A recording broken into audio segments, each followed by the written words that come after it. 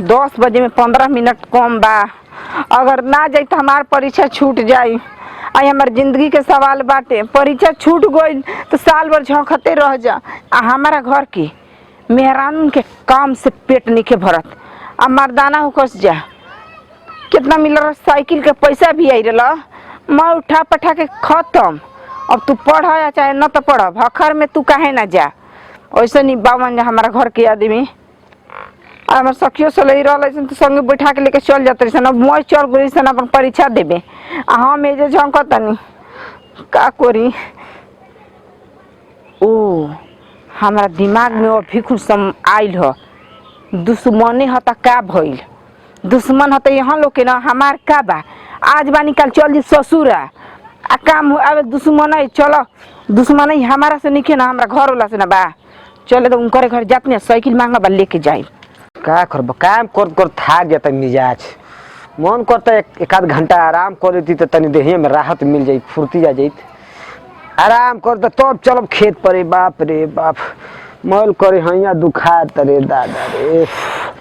कोनो गोड़ो दबाए वाला नहीं खस सरवा गोड़ो दबई तो सन तो 2-4-5 रुपया देती। गांव घर में लोग को बनी जो हेल्प मदद कर देलो सन तो कितना निक रहला रे दा। के बा हो हो के बा हो यो सुतल बा।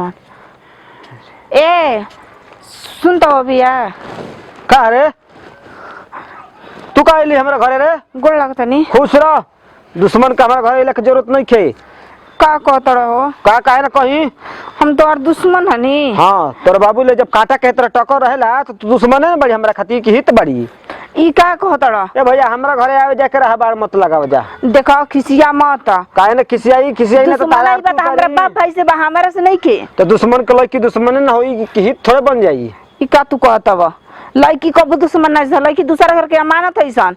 तहार लड़की कोई अपना ससुर जी अगर कोनो बातें हो जी तो गांव घर काम में आवेला। हम तो लड़की बनी कुछ हो जाई तो तुरंत अपना बाबू ले शिकायत कर देबी कि फलाना से झाड़ा के रहे हे बाबू तो तोर बाबू लाड़ी ना लुटी हन ना। देखो तू ई गलत सोचत हो। आज तक ले हम तोहन लोग के दुश्मन नहीं की समझे। जब दुश्मन समझती तो तारा घरे आईती। जवन हित समझलू तो मालूम नहीं खे तनी मने झगड़ा होला तो छत पर ढेला मारलू बात बतिएबू कि हम नीमन बानी। ज्यादा गलती हो गई। हम लड़का न बनी अबे लड़का बानी तन जना खातिर लड़के न बनी। लड़का बड़ी अबे शादी बियाह हो जाई चल जी हम ससुर तो 2-4 गो लोग लड़का हो जाई सब लड़के समझतड़ी अपने आप के। खिसिया तरह ना खिसियाई हम काहे के खिसियाई भाई। कौन तू हमार का तकाला की हित गन हो कि तोहरे पर दया दृष्टि दिखाई खिसियाई में त।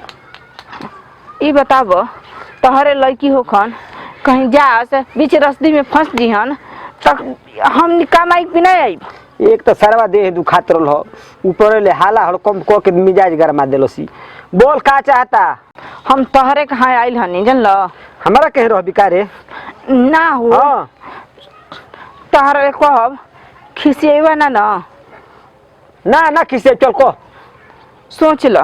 एकदम हम सोच ले बानी करे कुछ उल्टा पूरा ना कही रे। खिसियाए के बात कहती है त देख अगर खिसियाए वाला बात होई तो सोच ले हम छोड़ब ना एको गत। 10 बजे में तो 10 बजे में 5 मिनट कम बा तो हम का करी हम ठिका ले मैं का तार 10 बजे रखी।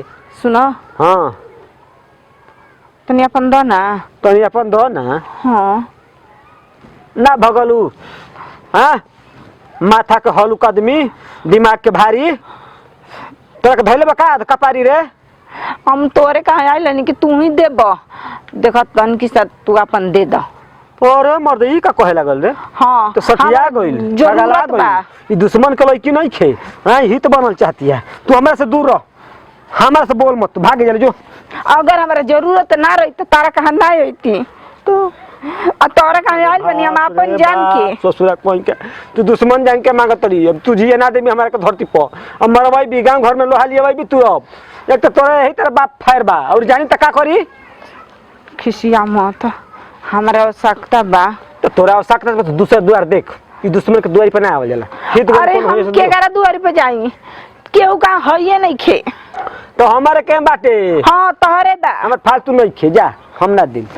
अरे हमारा स्कूल जाए के देरी होता हो परीक्षा पड़ल बा अपन साइकिलिया दे दो हमरा के। साइकिल लेबी? हां अरे दादी मोर त नहीं हम तो जानता नहीं कुछ और मांगत ही रे कहत रही कबेले अपन दो कुछ और गोल गोल कबेले घुमावले बड़ी माथा चटले बड़ी पागल तोहरे ना हाँ ई तो हमार हो तो कहेले कि साइकिल दो पढ़े जाए के बाद देरी होता तो उहे ना तो कहत रही मांगत अपन दो हम के जानत रही कि कुछ और मांगत रही का मांगत नहीं कुछ और मतलब समझियो अब का समझाई तरह के हमारे दिमाग में दूसरे घूमत दे 10 साइकिलिया ना तो हमार परीक्षा छूट जाई देखा जिंदगी के सवाल बाटे कोई तोर बाप खिसियाई ना न हमार बाप हाँ खिसिया के हमार कुछ कहना लिहन जा अगर कहीं खिसिया जाई कि काहे हमर लड़की के साइकिल देले तो का होई हमार भैया करे जा तुम बाजारे हो बाजारे हाँ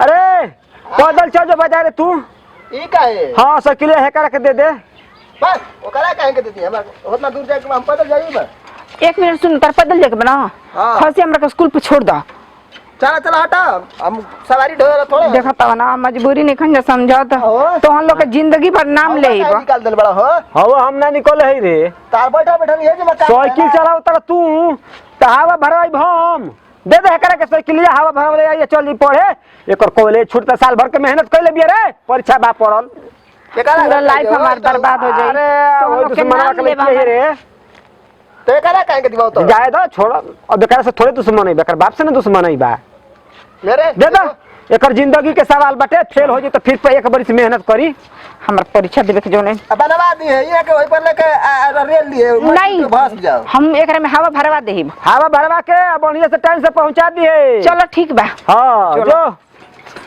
ले जियो ने बेच बच दे ना तो अब ये कहत नहीं बाबू ने अरे बेच दिहन तो इनको के बेच देब हमके जानते नहीं की तोरा का पता बा ऑर्डिनरी समझ ले बड़े का तू हमरा के ठीक है भी ना ये ठीक आदमी नहीं तो कर सको हमरा बियाह को के रखे के बा कि वही के हमरा पेच परवा बाप पागल आइल बड़ो सन का हराम दे दे ना साइकिल अब हम बाजार में आ तो जाए दो गांव घर के आदमी के जानते बड़ो कितनो दुश्मन है तो सरलो धतूरा काम आवेला गांव घर के वो तरह ना खिसियल जाला बौरा कहीं का साइकिल बेची यदि तो किना ना जाई साइकिल का करी बड़ा आराम करते नहीं के जाने कहाँ से आके माथा चाट दलस रे चलो जब खेत में बहुत आराम कोई नहीं चल के कुछ काम धाम कर ली तब में ना काम चली